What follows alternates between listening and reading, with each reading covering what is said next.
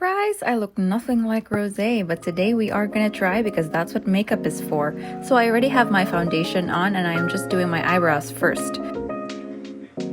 Her eyebrows are very straight, so I'm just gonna take some concealer and erase like the high parts of my eyebrows and also some of the lower parts to make it look as straight as possible. After that, I'm using this blonde color pencil to give the appearance of lighter colored brows.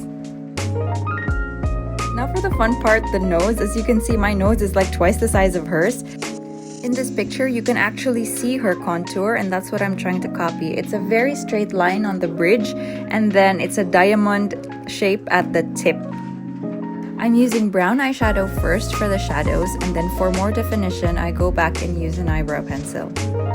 And then I blend it out afterwards.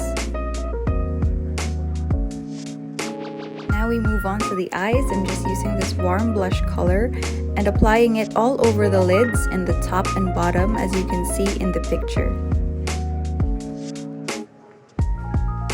And then using a darker terracotta color, I'm gonna apply it on the outer corners. Also applying it on the lower lash line.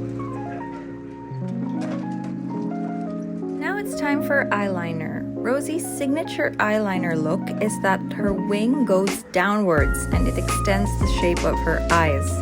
Because actually her eyes are quite small, so they actually have to draw her eyeliner really long and add some shadow on the outer corners to make her eyes appear wider.